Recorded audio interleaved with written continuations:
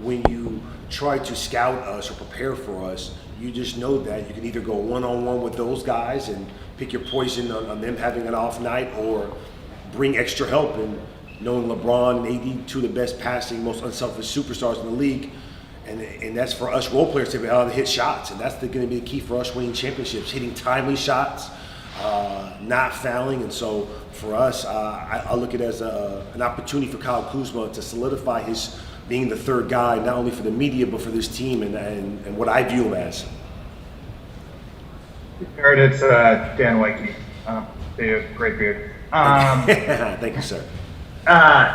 Rick Carlisle yesterday said that there might be, or he thinks that there's going to be crowd noise pumped in to games. There's going to possibly be virtual fans and stuff like that. Have you heard anything about any of that? And are you concerned at all about things getting kind of gimmicky, maybe, if that's what happens for quote-unquote home court advantage? I've heard a little bit of that. I expect it to be very similar to a game without fans, if it makes any sense. I do think that you'll have some crowd noise. I do think that they have talked about it. You'll have, I'm expecting our Lakers chant their music when we come out for our intro. I'm expecting it how it has the piano, the different vibe, or different stuff during the game. I think you have to make it. It's still a business. We're still a $1 billion industry, and there's certain stuff that you have to do. I don't think they'll have virtual fans. I haven't heard that. I know soccer's doing the cardboard. I think that might be one thing, but I think other players will go to games and see, just because there's nothing else really to do on campus. But when it comes to the everyday on the music, crowd noise during games, I expect that. I don't expect this just to be totally, no sound whatsoever for the whole course of a game. Can we get last two questions for Jared, please? Yeah. Hey, Jared, it's Tanya again. Yeah. I'm curious. I've heard, like in baseball, people talking about how they're worried about the crowd, opponents hearing what they're saying. Do you have any concerns about that? Not just opponents, but like on TV. There's a lot of things you guys say that usually people can't hear, that without a crowd there will be much easier to hear.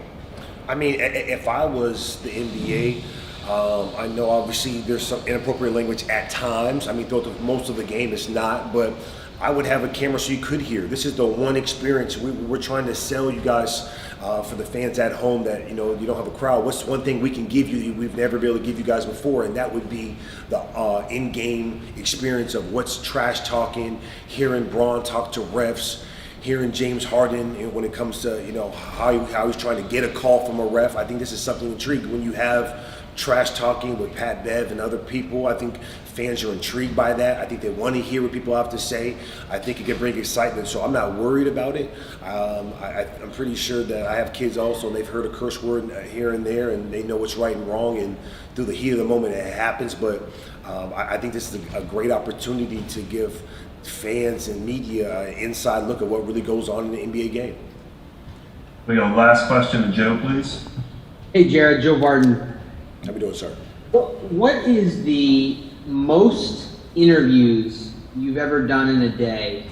And in a scenario like that, where you're just doing all these interviews over and over, do you ever get worried or forget what you told one person, and worried that it was different than what you told another person? And just, do you have any kind of examples of that happening to you? I think the most interviews I ever did was 13 years when I was interviewing for every team at the Combine, and I think I did 14, 15 different interviews, and they're asking you so many different questions. And I would say this, like, if you guys ask me the same question in different ways, I'm going to try to give you different answers, just for you guys could have different quotes on different stuff, but it's all going to be the same truth, just in different ways. So for me, I don't really look at it like that. I just look at it of different ways where I can maybe give one media member a different nugget compared to this, but it's all really the same of how practice is going or how my life is training for something for a draft. So no, I don't have no concerns, and I think some players either enjoy doing that and trying to give you guys different information for different media members, or